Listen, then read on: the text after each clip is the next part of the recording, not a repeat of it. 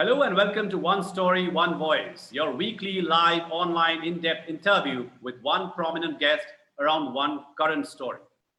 As India comes to the end of the third lockdown to enter another uncertain phase, the one story that naturally comes before anything else is hunger. In the afternoon of March 26th, Rakesh Musahar, don't forget the name, an 8-year-old rag picker, son of a porter, not very far away from Patna, reportedly died of hunger. On 21st April, the United Nations World Food Programme declared that the world is experiencing a hunger pandemic. Even before the virus struck, more than 2.5 billion people suffered hunger. That's before the lockdown, before the corona pandemic. By measure of calorie intake, now one fears that half the world's population may go hungry. Joining me as our first guest is Harsh Mander, human rights and peace worker, writer, columnist, researcher, and teacher. And may I say, very honored that he's also a colleague amongst the 24 places he has taught and teaches. One of them is OP Jindal Global University, where he offers a course. And he works with survivors of mass violence, hunger, homeless persons, and street children. I will take a minute more on Harsh. Harsh's doctoral degree was on hunger and homelessness. I've shrunk the title, it's much longer. And as Director of Equity Studies, he edits the Exclusion Report. He has been on the country's highest policymaking working groups and committees on food security and several other areas of disadvantaged class, caste, and communities. He was Special Commissioner to the Supreme Court of India in the Right to Food case for 12 years, from 2005 to 2017. And in these 12 years, he investigated for the Supreme Court starvation deaths and reviewed implementation and directed policy reform for advancing the right to food and nutrition in several states in India. I mention these because it is important for the audience to contextualize why Harsh is speaking on hunger. I will start by asking Harsh, what is hunger? For those of us, and for most of us today on this program, the audience watching, and I myself hosting it, hunger is a sensation, a feeling, but it's like when we are hungry, we know that we will get food. It may take a little while. We may be in a meeting, in a class, on a journey. We are feeling very hungry, but there will be food. But we don't know the sensation and the experience of when we say that we are hungry and there is no food on the table for the next several days. Harsh, you deal with hunger. What is hunger exactly? Thank you, Kishalay, and thank you for this conversation. I don't think there could be a more pressing subject through the crisis that we are passing through. Hunger is something that those of us who have never known, and including myself, have never known involuntary hunger. It is possible for us to talk about it in a detached sense. So we have reams and reams of scholarship about, calorie intakes, about nutrition, about the economics of hunger, policy discussions, and so on. But I think that all of this needs to start exactly where we have started, in an attempt at what is best. What I could best describe is empathy. But empathy is, a capacity to feel the suffering of another is only possible. It has to be preceded. The act of feeling has to be preceded by an act of imagination. And I think that we live such different worlds, and it's come out very dramatically in the aftermath of the lockdown. What completely different worlds we occupy. So to understand what it means to live with hunger, to live with involuntary hunger. Let me start answering your question really with a conversation I had many years ago, and it is something that has stayed with me. I was in one of my journeys as Commissioner of the Supreme Court on the right to food. I was sitting with a group of Musahar women somewhere in East UP, and they were talking about many things, and at some point they said, what is the most difficult lesson that we have to teach our children? And I said, what is it? And they said, it is a lesson of how to sleep hungry. Harsh, I will interrupt you and I will constantly keep reminding you to raise your volume a little because Yeah. I think the audience is asking me to tell you that they want to listen to what you're saying. Okay, sorry, I'm so sorry. uh, so uh, yeah, so I'm saying that this lesson of how to sleep hungry is what they spoke to me about. And as they were speaking, I thought of my own daughter, and what would life have looked like to me if I had to teach her this most terrible of lessons, if I had to sit her down like them, to say that I will, I would do everything for you, but there will still be many nights every month when I will not be able to provide you food. And all I can do for you is to teach you how to sleep hungry. And they said about, when the child is very small, you can't even have this conversation. So they use intoxicant kind of plants, which they put into the mouth of the child. But when the child is older, this is what they explain to them. And they said that they set out really looking for pieces of grain on such days, the musahars. uh, uh, and the boy who you spoke about was also a musahar. They find undigested pieces of grain in the dung of cattle. It was something I found really hard to even conceptualize. But I read then a number of Dalit autobiographies where people have talked about living on grain actually sifted from the dung of cattle. Um, I followed this up actually with spending about a year, because we were advocating for a national right to food. And I found again economists and policymakers spoke about it in a very, there was no sense of urgency. And I felt that we needed to talk about what is it, how do you experience hunger?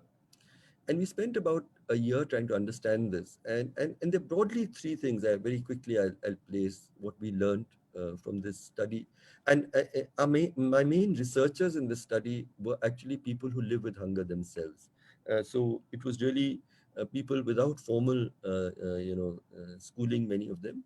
But they turned out to be the most sensitive researchers. And we spent months sitting with people who live with hunger. And we found that there were three broad things. The first is actually where you start teaching your body to live with less, to crave less for food. So you go down from 3 meals to two meals to one. And you just learn how to stop feeling hungry. The second is what I learned, what I've called actually pseudo foods. Pseudo foods are basically, very poor communities learn their tubers, grasses, the kernels of mangoes, leftovers, starch, water after your neighbors have cooked their rice.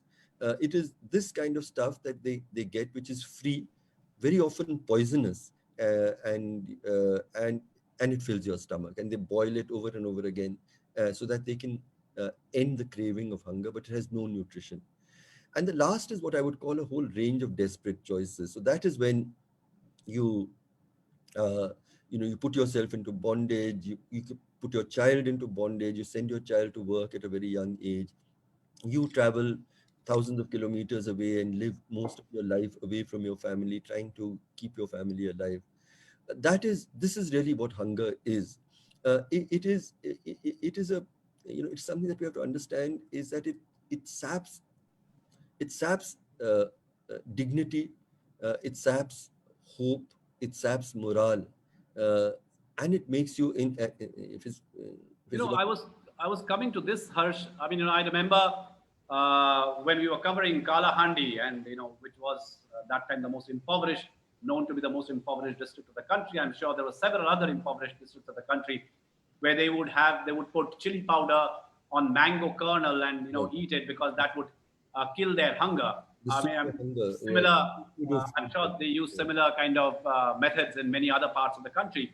But what did it mean for human beings, Harsh, to learn how to build a car, fly a plane, and not at the same time abolish the indignity of hunger? I mean, I'm just quoting Vijay Prashad from Tricontinental. He was using this, and which is pretty much obvious, but something fundamentally wrong about the human race, where we could not, or we are not sensitive that two-thirds of our population goes to bed hungry? And then we, talk about various other things of development, advancement.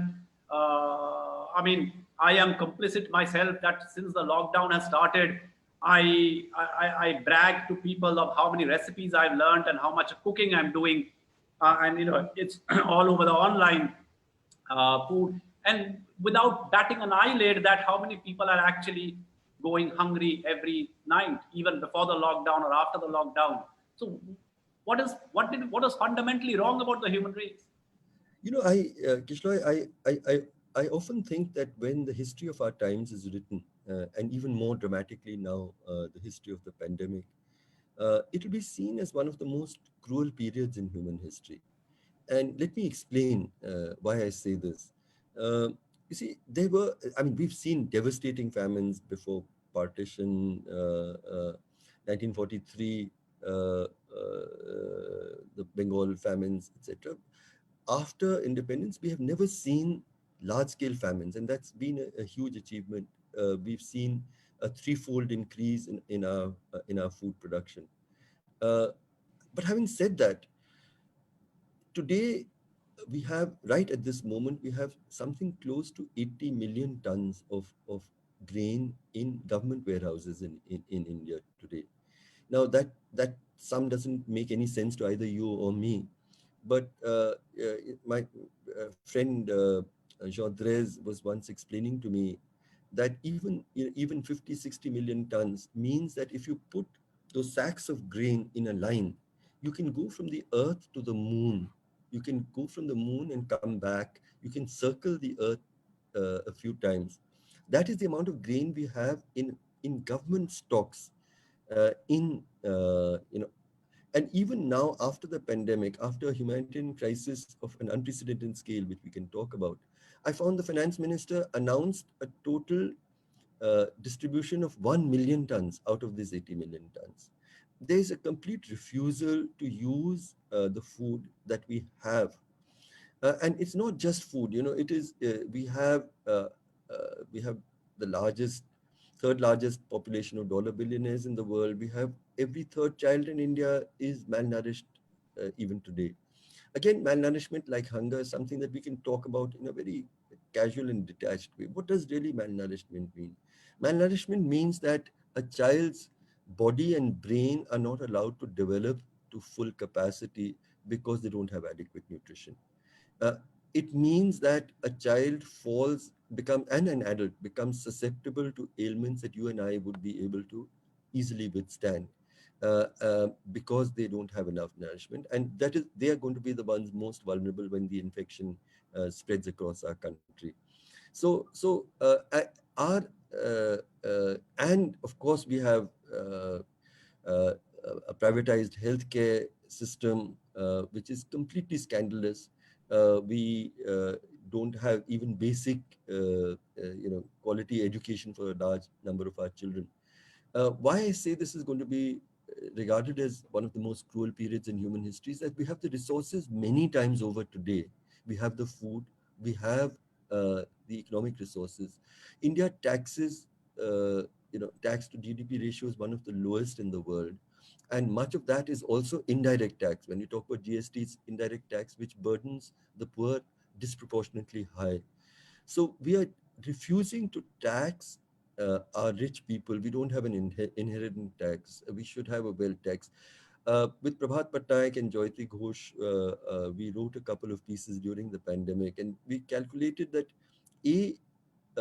just giving exactly the same security, you and I in the middle class, Kishalay, if you are assured that even sitting at home, you're going to get your salary in your bank account. Suppose we told you that, everyone in the middle class, suppose the government had actually said that no one will get a salary at all. Now, the lockdown has to happen. We have to all stay indoors. And when they're saying 500 rupees, let me say 500 rupees is like 1.5 days of minimum wages. So I will assure you 1.5 days. Okay, let me even give you 2 days of salary a month. maybe some of you, and some that also can't be assured to all of you. I mean, those of you who we have bank accounts and lists of, we'll ensure that you get this amount, and we'll give you maybe 5 kilos of grain. And for the sake of the keeping the country safe, you should remain satisfied with it. It would None of us would have, we wouldn't have dreamt of accepting it. That is precisely what we have imposed on the poor. And we calculated, I mean, in this article, and they're very well-respected economists, they calculated that if we gave 7,000 rupees a month, which is, bearing in minimum wages of two adult persons, 7,000 rupees a month for every day of the lockdown, say for 3 months. And we gave PDS rations with additionality of pulses and oil, as universal outflows to about 80% of the population.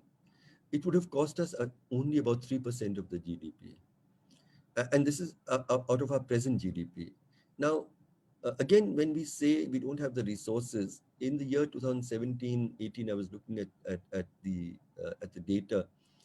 The increase in the wealth, please, it's not the wealth of the top 1%, the increase in the wealth of the top 1% was higher than India's union budget. Just the increase in wealth. And the increase in the wealth of the bottom 50% was 1%. Please absorb these figures. And it's of course global as well. If Bill Gates stopped working from tomorrow and would just spend $1 million every day, and he just parked his money, he didn't even put it into a bank, and he spent $1 million a day, you know how long that his money would last? 212 years. So I'm just, why I feel that we are living through a time which is a time of extreme cruelty. It is because we have the resources so many times over. People have calculated that just a 1.5% tax on the wealth of the dollar billionaires of the world is enough to send every child to school, to have enough food, nutritious food, and healthcare. And we are not doing it. And I think that is, I wrote a book called Looking Away, Inequality, Prejudice, and Indifference in New India. And I talk about the Indian middle class as being particularly the most caring, uncaring, even among around the world. And I think it's our legacy of caste and the neoliberal idea that greed is good, which have come together. Our absence of caring, our complete absence of solidarity uh, is what troubles me. And all of this is pre-pandemic. And after the pandemic and the lockdown, we are into yet another zone altogether. You know, let me ask you about Karwa Mohabbat. And, most of the people watching the show would know Karwa Mohabbat, of course, a national initiative that you got started to counter hate crimes through peace and love. And you've been on the road since the second day of the lockdown to feed people. How big or how massive, what is the magnitude of this hunger pandemic on our streets, on our city streets? And we don't even have to get started on what it is in the countryside, but what is it like in the city streets, the magnitude, Harsh?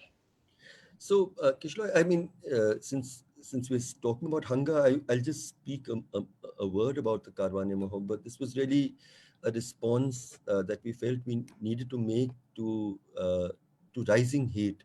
It was not just our indifference to the suffering. We see homeless people, we see hunger all around us.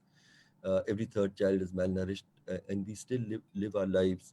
That's one part, but it's also, my book was called, the subtitle was Inequality, Prejudice, and Indifference. So it is also the hate that has got normalized and prejudice in our everyday lives. And the normalization, even and the legitimization, the valorization of hate seen in these acts of lynching, I felt needed a response. And so made a call and saying that you have to fight hate you cannot fight hate with hate. So if your house is in darkness, and you want to fight it by going out and breaking the lights of every other light bulb, you're only going to deepen the darkness in your own home. Darkness can only be fought with lighting a lamp, however small. So on that same metaphor, hate uh, countered with your own version of hate is only going to deepen hate. And so what can we do, which actually is about a politics of love. And therefore we decided that we would go to every home, uh, like we would go to a loved one, not as a human rights worker, not as a reporter, not as a fact finder, but somebody like you would go to your own loved ones, and where you would say where lynching had happened, and to go to them and say, firstly, we want you to know that you're not alone, that there are people who care. We want to seek forgiveness for what we have become as a society and as a country, and we could not stop it. We want to assure you that we will be with you in your battles for justice and in the picking up of the pieces of your life, broken life. And lastly, we will tell your story. We will not allow the story to remain silent. And that is what we set out to do, and we've been doing this. And a very wonderful, caring group of people had grown up all across and grown around this across the country in many parts. And it was precisely this group, once the lockdown happened, uh, we we saw, I was out on the streets from the second day. Initially my concern was primarily for the homeless, and because I work with the homeless, I've been working with homeless people for the last 20 years. And I was, I from the time the prime minister opened his mouth, I started thinking, how they're always what I would call one heartbeat away from hunger. uh, they, their life is on the edge of the cliff of hunger, and one push would push them over. But in normal times, if you're willing to do the most demeaning, underpaid, exploitative work, if you're willing to sort waste, you're willing to uh, uh, ply a rickshaw, cycle rickshaw, to carry weights, to even do. Harsh, I'll again interrupt you. Yeah, Please raise your pitch a little more. yeah, I'm sorry, I yeah. will keep interrupting, and Harsh has given me the liberty to interrupt him because he says that he speaks in a very soft voice. And I'm sure, Harsh, this is a very old joke on you, but you're I mean, you can pronounce your name in a very harsh way, the Harsh Mander, but you are a very soft-spoken, harsh man. Yeah. So, the audience wants you to speak a little louder, Harsh. Okay, okay. So I was saying that in my work with homeless people, I had observed in normal times that they were just one step away from hunger. But because you could pick waste, you could go into a labor adda and offer your labor on any terms, or you could even do casual sex work or something. Uh, and if nothing else worked, you had the gurdwaras and you had the dargahs and temples, and you would get food.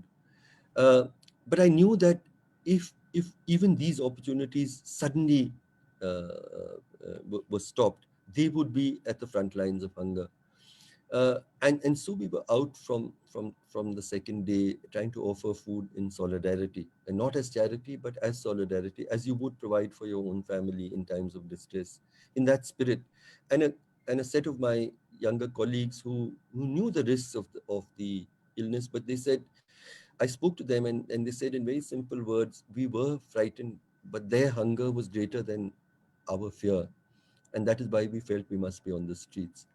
And from that, it grew all across the country, wherever the Karwa volunteers were there. But I wanted to say that I have, in these 40, 50 days now, I'm now witnessing levels of hunger in urban India of a kind and of a scale that I have never witnessed in my entire life. And I'm 65 years old. Uh, and and uh, and and we and it's just, and this has not been created by the pandemic. It's been created by how we chose to fight the pandemic. And this whole process of the lockdown, if at all, gave safety, even in principle, only to people who had homes and had secure jobs. where they could keep social distancing, where they could work from home, they could wash their hands. But for people whose lives did not permit them, it wasn't even offering them safety from the pandemic and the infection, but it devastated their lives in terms of livelihoods. And the signs of mass hunger, as a district collector, there have been times of near famine in rural India which I have seen, which I'm reminded of, where people are desperately hungry. I've I'm never I'm seen. also going to just interrupt and ask the audience in the meanwhile to start, you know, typing your questions on the comments box, and I will, keep putting those questions to Harsh so that we can continue the conversation through your questions. Yeah, but just while we're doing that, I want to say that the signs of mass hunger that I'm seeing, uh, that the government says we are providing food, but for people to spend now their entire day standing in line, sometimes stretching literally for 2 kilometers, with maybe a plastic bag in which one ladle of very poorly cooked rice and dal is thrown in, and you eat that, and then again you stand in line for the second meal again for several hours. The people, when we go around for food distribution, people having robbed of every shred of dignity. If even a rumor arises that someone is distributing somewhere, people running, people falling over each other, trying to reach, and in that women and old people and persons with disabilities getting further and further left behind. uh, those kinds of that level of desperation in urban India has never seen. And please mark this one thing, that this is not the result of the pandemic. It's the result of how our governments chose to fight the pandemic in a country of such great inequality, where people, where 9 out of 10 people are in the informal workforce and have no way of survival if their work is suddenly brought to a halt. So, So yeah. related to this, Harsh, one of the members in the audience, Joydeep Gupta, and I'm presuming Joydeep is the same Joydeep Gupta, my colleague from who is the director of the third poll, the environment portal. Joydeep is asking that, if I could ask you, that why is the government so reluctant to distribute more food grains free when we have such a huge surplus in our warehouses? And Harsh, I'd also like to remind you and the audience that you're a former bureaucrat. It's a new avatar that you are in. In your previous avatar, you would be probably privy to knowing how the government thinks. And I have always asked myself as a journalist also, though I had closer connections with the government, never been able to figure out how does the bureaucrat, the policymaker think during this time and decide, all right, two-thirds of the population can remain hungry, I don't care. So why is the government reluctant about distributing food grain? Yeah, it's a question I wish I could give you an answer which was which in any way was empathetic. I precisely because I've been part of the government, there are very few times when I regret my decision to leave the IS, which I did in 2002 after the Gujarat massacre. But there are moments like this that I wish you could give me the responsibility, just simply to ensure uh, that no one sleeps hungry after the pandemic, even if we had ordered the lockdown. There were obvious things to do, and I think that the food is available. I would say that the money is also available potentially if we choose to to find it. The total lack of public empathy or public compassion is the only explanation that I can give. That you somehow that the people in power and in authority don't seem to recognize. Uh, uh, I'll just give a different example. The migrant movement on a scale that believe now is probably larger than even the movement during partition of human populations. Uh, is it so difficult to understand that if Kishalay or Joydeep, if any of us was suddenly one fine day in a place far away from where you call home, where your job was suddenly taken away from you, you didn't know whether you would have food the next day, and you were threatened by a disease which the whole world which seems to have brought the whole world on its knees, where would you want to be even if you had to die? Is it so difficult to understand that people would desperately want to be in the place they call home? And the cruelty, or the public cruelty in not allowing that to happen. At the time, in March 23rd, 24th, we had about 100 cases or something, if I'm not mistaken. We have 90,000 cases today. When there were just 100 cases, if we had given 1 week to people and said trains will run only to allow workers to return home, even today we have a whole network of trains. If the trains could even today run to take workers back, and the entire network of trains would run, why are we not doing it? It's just extraordinary. And why are we not distributing food? So it is really there's an attitude about looking at the poor as a dispensable economic resource. They are just labor, and we don't want them to leave the city, because as and when we are able to restart the economy, we need the labor, and we want them to be, almost waiting on pause mode for us. And, The, the, and the Harsh, one of your co-travelers, Dr. Monica Banerjee, watching the show, was asking questions related to what you're saying, and that's why I interrupted you. That is it true that NGOs have distributed more relief in terms of food than the government? Yeah, it is sadly true, and it's not something for us to be proud of. But I the Karwane Mohabbat, it was this is nothing. We never set out to be a relief organization, and as I said, we were setting out to do very different things, but we had to respond. And I decided then we'll make a public call for donations, and we've received more than 3.5 crore rupees, and given given out about 6 million meals across the country. And yet I realized that this is not something that I should be proud of, because it was the minimal gesture of solidarity that we owed to people who were suffering. But secondly, that it is less than a drop in the ocean compared to what was required. And that Are, is why, are people forthcoming, Harsh? My sense is that Indians, we love our country, we want to help, but we don't. We are not very easy with our purse strings. We don't donate enough. Is that a wrong perception, or is that a perception that you would vindicate? no, in normal times, certainly I would completely agree with you.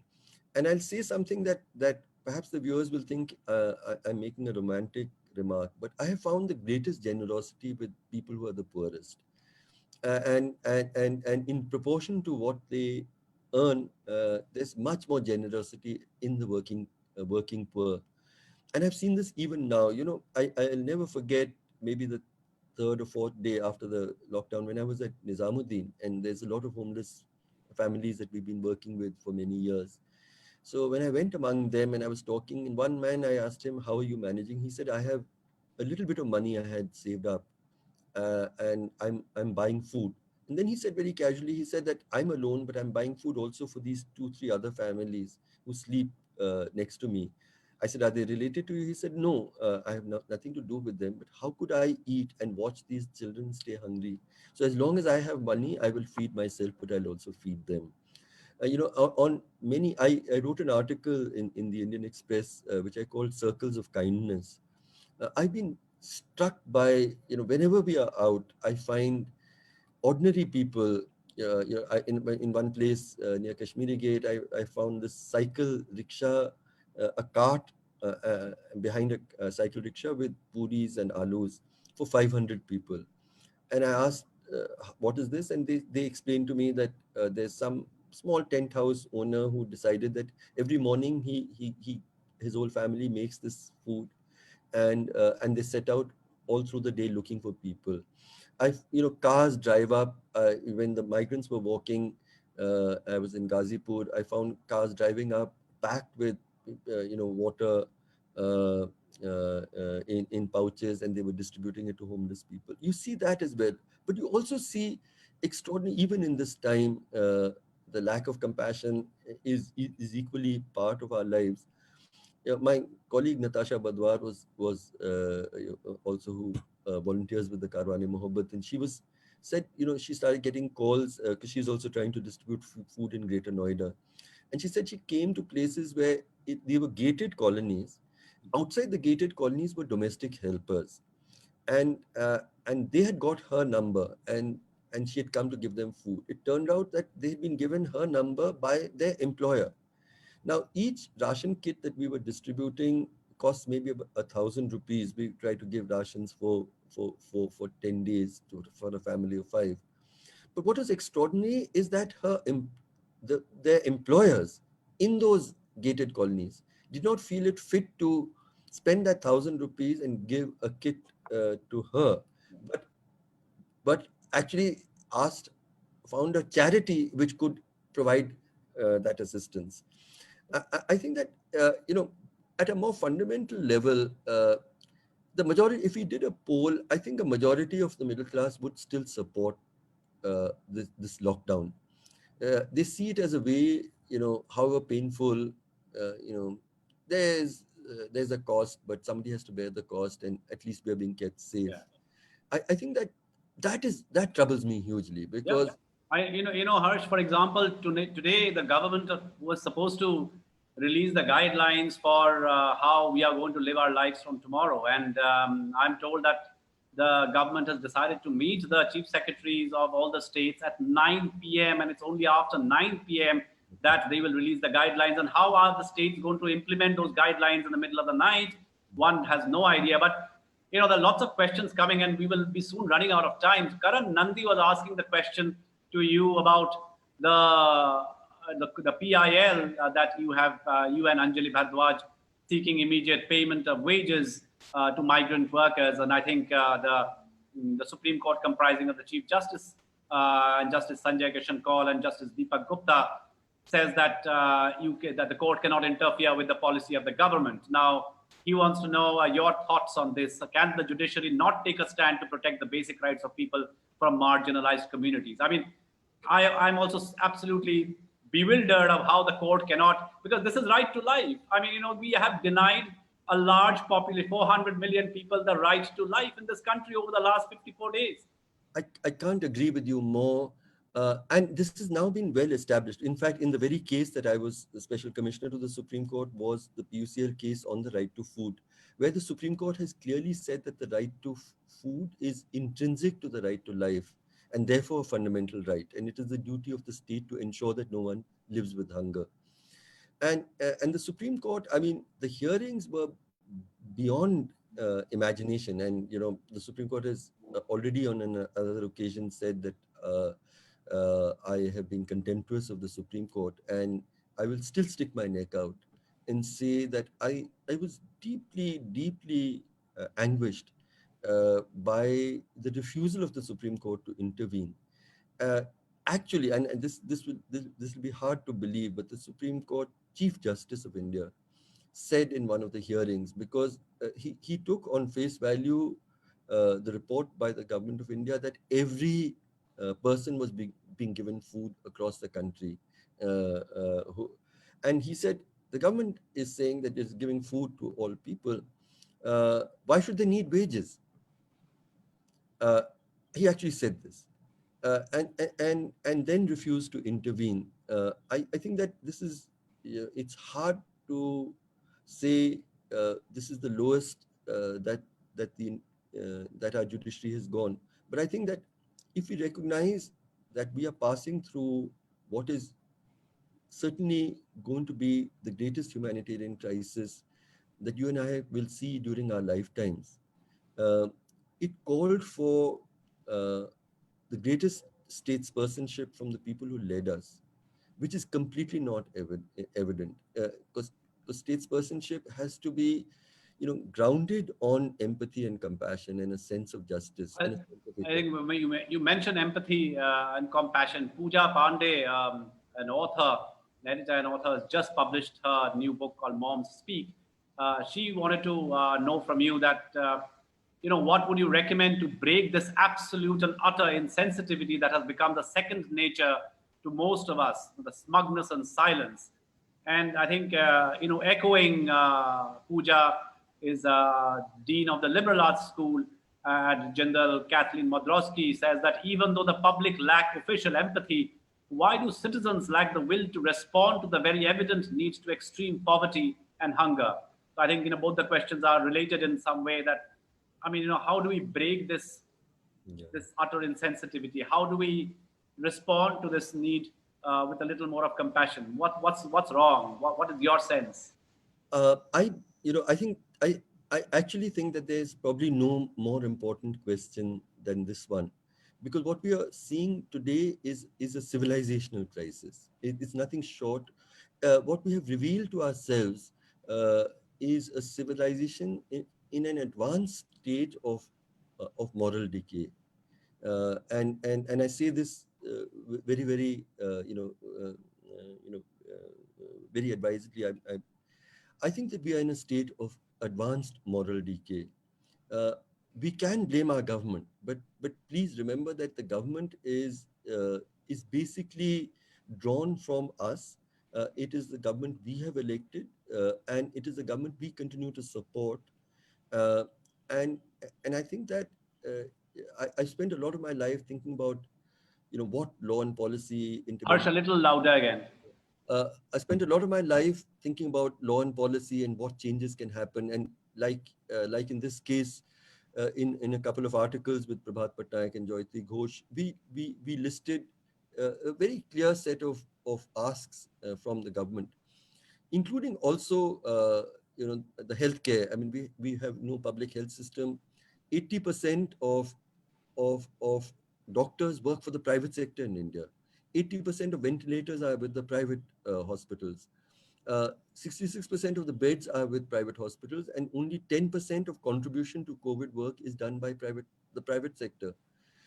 No, so we have to nationalize, at least for this period, all private hospitals and make them available to people. We need to provide the income support equivalent to minimum wages. We need to provide food, and we have more than enough. We've demonstrated that even if all of this is done, we would still be left with 50 million tons of grain in our warehouses, which is twice. But why we don't do it is I mean, I realized ultimately that a just and caring state can only be located in a just and caring society. And I think that the fundamental problem is not with the state even as much as it is with us. With those of us in privilege, we are complete absence of caring. We've looked at the poor only in relation to when we need them. So they build our homes, they build our roads, they do our transport, they clean our homes, they look after our children, and yet when they most need us, we are willing to just abandon them in the way that we have shown, and we support this, and we are the absence of outrage.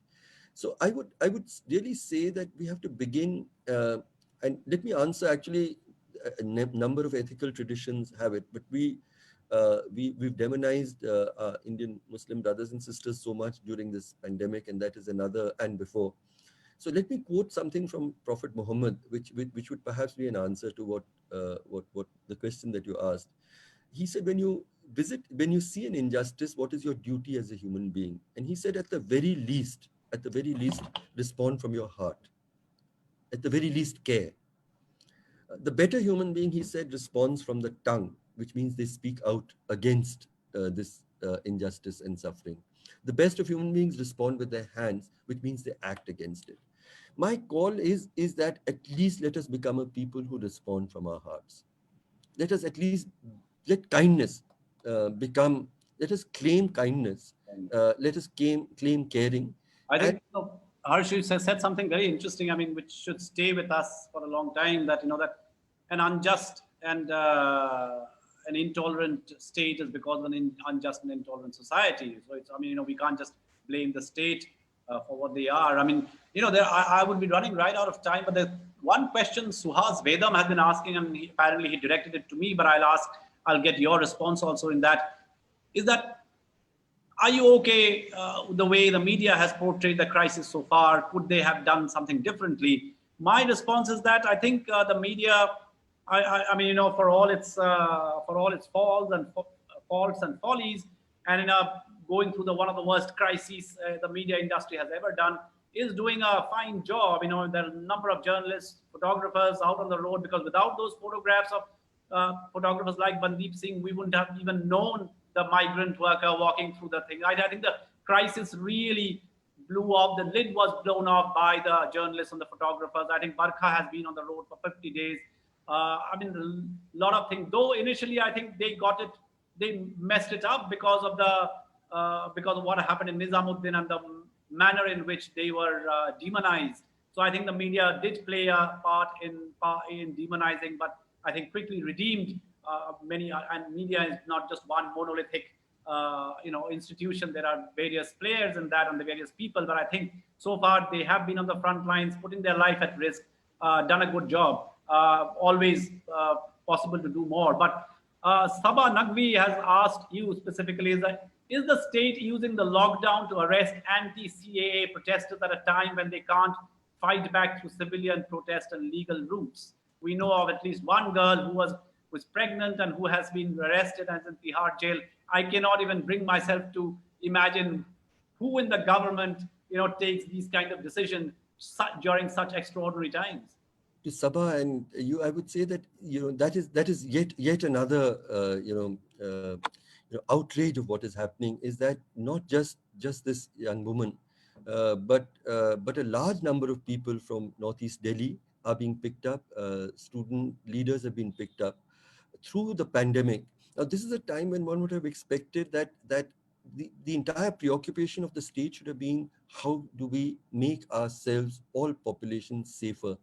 And instead of that, they have been using this opportunity to actually, the broader picture is to the anti-CA protests is now almost gone into.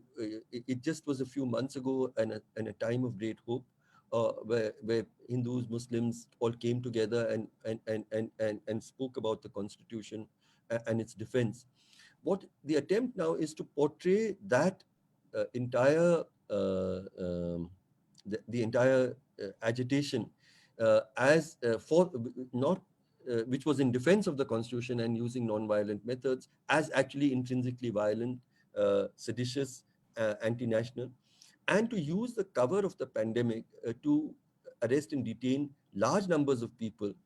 And at a time, the legal profession was not listed as one of the essential services. So they could not even have the defense of their lawyers, and they were picked up. Their families were not able to come out and protect them.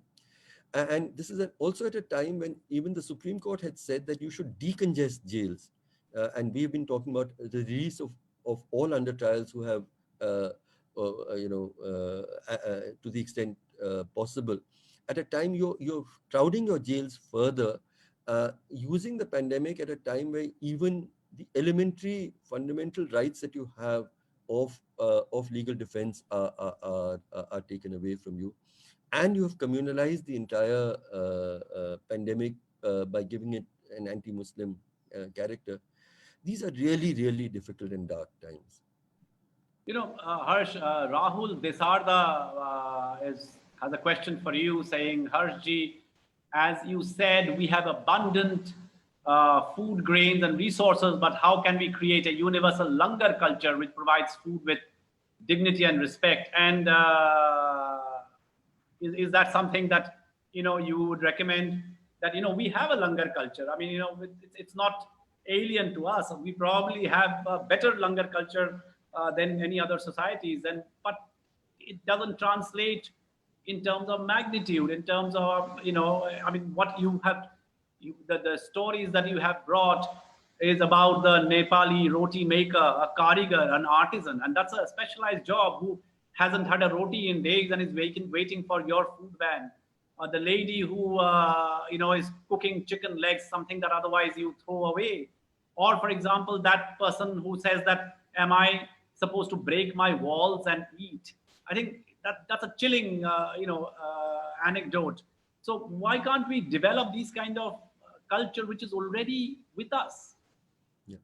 I think that the langar is one of our finest civilizational sort of accomplishments and legacies, because the langar was not, one part of the langar was that everybody contributes what they can. You can provide grain, you can provide money, or if you have none of this, you provide your labor in order to ensure that no one sleeps hungry in your community. But the other part of the idea of the langar was also how you offer this food, and that this food has to be offered with respect and with dignity. You have to treat the hungry person that you are serving as if that person is an honored guest. And I think that it's such a wonderful tradition, and some of it still survives in rural Punjab and elsewhere. And we saw how they came to Shaheen Bagh, and they have to come in various disasters. We have a Sardarji who wants to remain anonymous, who to the homeless in Delhi, the largest, there are about 4,000, 5,000 homeless men next to Nigamwood Ghat at Louder, Harsh. there are about 4,000 homeless men at any point of time in Yamuna Pushta in Delhi, and a lot of them are fed daily by a Sardar who cooks food and brings food for thousands of people uh, every day of the year. So there is the survival of that tradition at its best. But at state policy, I feel that this was something that we have been demanding and asking for, is actually, we have soup kitchens all across many parts of the world. We don't have them here, because there has to be a recognition that food served cooked food served with dignity at highly affordable prices and highly subsidized costs is something that would be a huge support to people who live at the edge of hunger. And Jayalalitha, I think one of her finest contributions was the Amma canteens in Chennai, and I saw them. They are the closest to really this langar idea that you talk about, because in these Amma canteens for 5 rupees, you can have a full meal, and that also in served in a very clean. It is a place where I would not hesitate to eat, served with dignity, served with respect, and fully nutritious food, highly subsidized by the state. So there are traditions within our own culture, as you say, which we seem to have forgotten. Harsh, there's a question from my Vice Chancellor, Professor Raj Kumar, and he says, "Thank you, Harsh, for doing this. How do you think we can come out of this situation in a much better manner as far as migrant workers are concerned? What are the specific things that the central and the state government can do?" So thank you, Raj. Yeah, I feel that if this, if we use this, if this pandemic and the lockdown and this massive humanitarian tragedy and crisis, at the end of it, on the other side of it, if we learn lessons and at last build a country which is more just, more kind, and more equal, it might still have been worth it. My fear is that we may not, because the response of many state governments to actually say, because of what we are seeing, we are going to even weaken whatever labor protections we have already. It is absolutely atrocious that they have been passing laws which actually weaken the small amount of labor protections that we have. Uh, uh, to answer your question, Raj, one of the things that this crisis has revealed is that the state is extending zero protection of any kind to workers in urban India, and it has no social protection whatsoever. This is revealed by the fact, at least in rural India, if the government actually decided to accept our recommendation of giving 7,000 rupees per household in rural India, because of NREGA, we now have a list of workers who are willing to work. We have bank accounts, and it was possible for the government to actually, within a week, ensure 7,000 rupees a month in every bank account for covering most of the rural poor. In the city, we don't have a way of doing it because we don't even have a listing. We don't have an elementary listing of the workers here. We don't even have official numbers. So, and let alone ways of reaching them, which shows the level of abdication. And I was asking this question a lot over these last weeks. What, what have we done so badly wrong? So we have an Interstate Migrant Workers Act, for instance, but the Interstate Migrant Workers Act require very small numbers are registered under it, or the Building and Construction Workers Acts. Why are they such low numbers? Because there's no incentive. It is dependent on the employer to register these workers. Now, the employer has no incentive to register them because once he registers them, he also then has obligations. And if there's a workforce, willing to work on any terms, desperate, you're not willing to do this either. So we had to have, and also out of our workforce, 9 out of 10 are in the informal sector. But one very startling figure is that only 17% of them have identifiable employers. So when the Prime Minister, in his first speech, of course, just said, let civil society take care of the poor. In the second lockdown speech, he actually said, I appeal to employers to pay workers. Now, that's not how states are supposed to function. And and please then recognize that only 17% of them have an identifiable employer in the first place. So even if they listen to the Prime Minister and paid wages, and many of them are small and micro people themselves, and there would be no way they could do this. But even if they did, that would cover only 17% of the workers. And 83% of them are either casual employed, they go to labor addas every morning, or are self-employed workers. So actually, we have to think think all of this through. And people who work on labor law, and I've been talking to them. We have a webinar, in fact, tomorrow, to talk about this more clearly, because I think it's something, the answer to your question has to be done very carefully. But what we felt is that there has to be a system of self-registration by workers.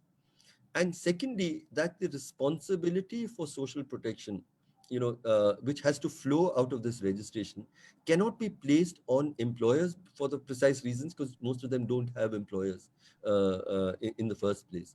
It has to be a public funded assurance of social protection to every registered worker. I think that is, to my mind, a legislative framework which can again, which can begin to make amends, apart from a universal PDS and so on. But once again, even while I say it, uh, it's very unlikely to happen, because we are actually talking about weakening labor protections even further from what we have at this present point of time, which goes back to that very idea that I'd said: a just and caring state will not exist till we have a just and caring society. Until you and I believe that that person who is your domestic helper, or cleaning the streets and the garbage outside your home, is a person of equal human value as you and I, and deserves from the state the same protections that you and I have. Until we have that belief, we will continue to be that most, we'll continue to be complicit in living through that most cruel period in human history that I can think of.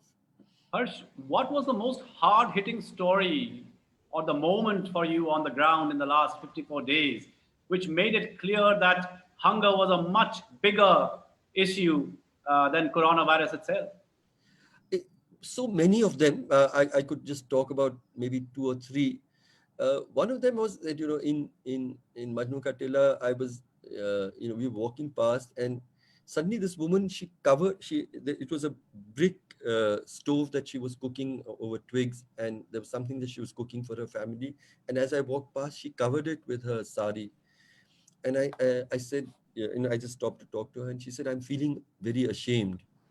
And I said, why are you feeling so ashamed? And so then she showed me that she was cooking the feet of chickens, which is something that you throw away as waste. And she said, I'm so ashamed that I'm driven to actually cooking this for my family. And I sat down with her and I said that, as gently as I could, that if anyone should be ashamed, it should be the state which has, and our government that has brought you to this situation. And you should only feel proud that with all of this hardship, you're working so hard to ensure that your children don't sleep hungry. So that is one image that remains with me. A second is of a woman who was talking to us and suddenly started weeping, and she couldn't stop, and she seemed strong, and she said, I keep we keep listening, where is food going to be distributed? And I got a message 2 days ago, and I went and I stood in a line, and by the time uh, our turn came, they said our food has run out, and they gave me two bananas to bring home, and she was weeping copiously at that point of time.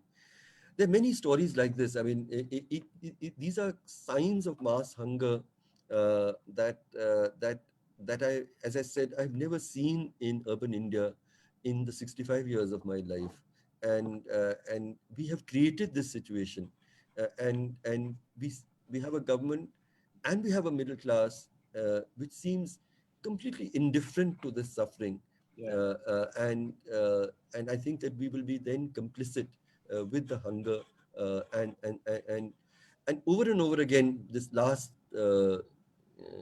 line that has been repeated so many times, which where people say कि पता नहीं corona से हम मरेंगे कि नहीं, लेकिन corona से पहले हम भूख से मरेंगे. We don't know if we'll die of the And coronavirus, but we and will you die know, because of hunger. it was easy. It was easy to blame Churchill for the Bengal famine, and the only witness bearing was, of course, Chitta Prasad's diaries and those.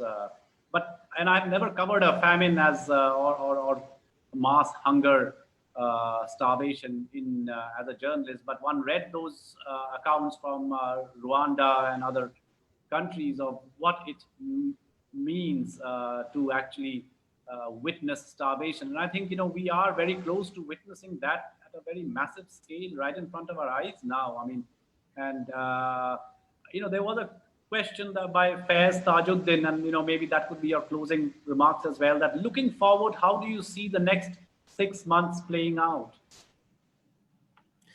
I'm somebody whose life and politics is based on, I have to hold on to optimism and hope, which can even be naive, uh, and and yet I I feel an intense sense of foreboding, and very few signs of hope for the months that lie ahead of us.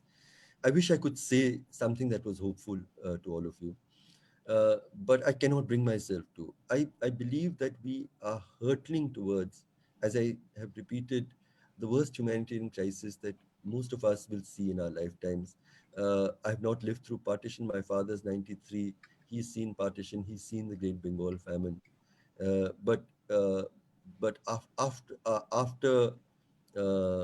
after independence, we have not, and that this has been created primarily by the way we chose to fight this pandemic. I feel that there's, when I talk about a civilization a civilization in a state of advanced moral decay, I just wanted to say, and that this that how have we continued to remain comfortable with a strategy of lockdown and social distancing, which in its very nature excludes the large mass of our working people. Now, if you live in a 6 by 8 shanty, would you be able to spend 50 days in hot temperatures inside your home, 150 people sharing a common toilet? What are we talking about? And yet we continue to say, no, this is the only way we can remain safe.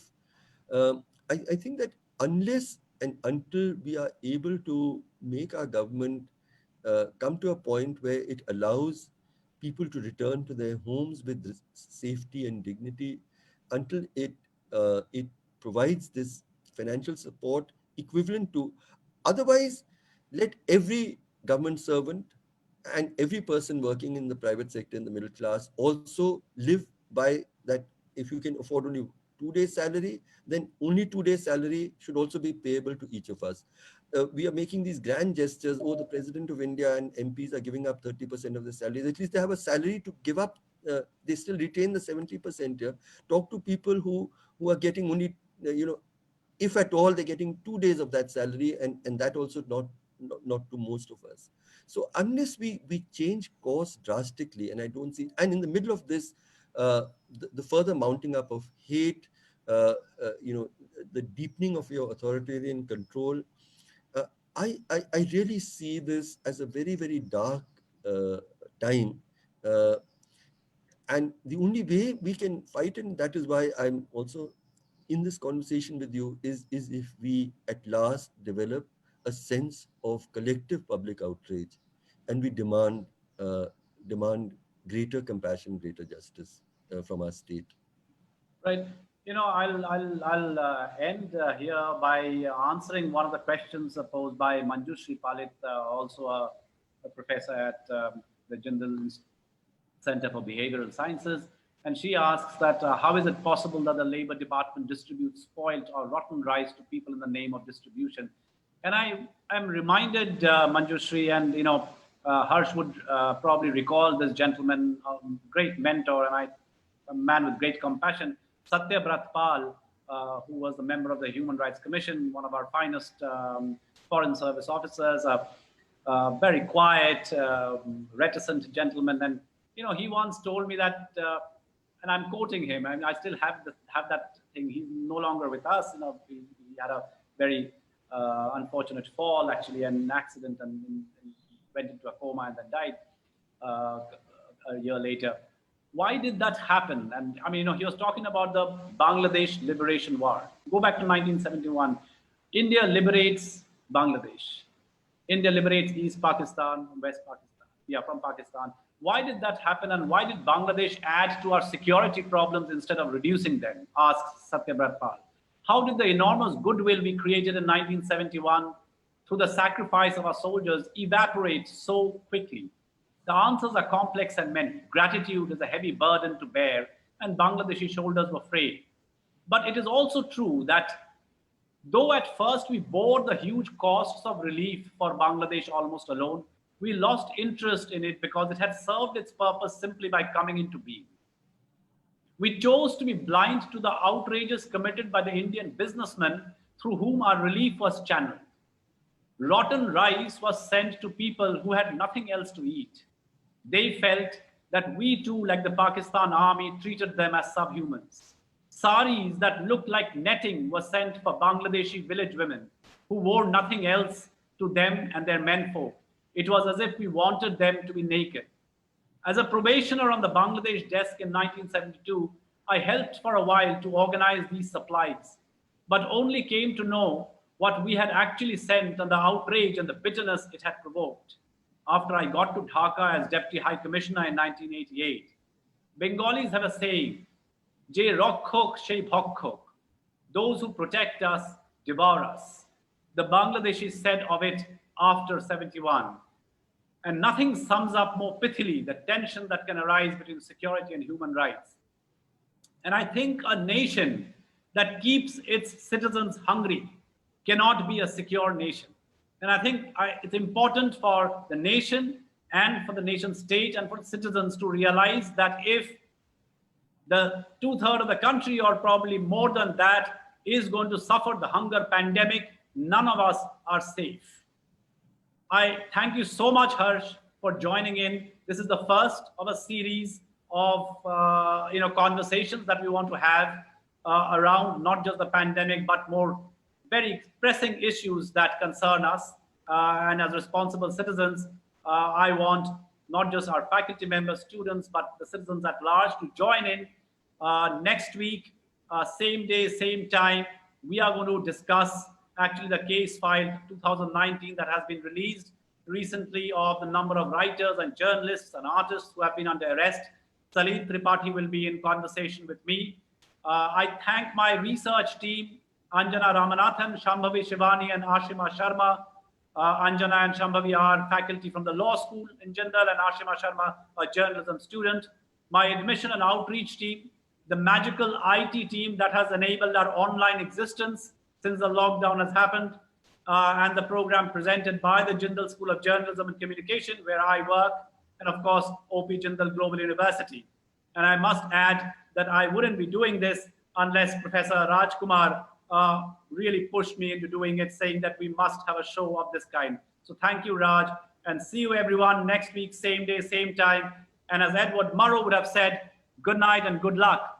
Maybe we will have to add stay home, stay safe. Goodbye.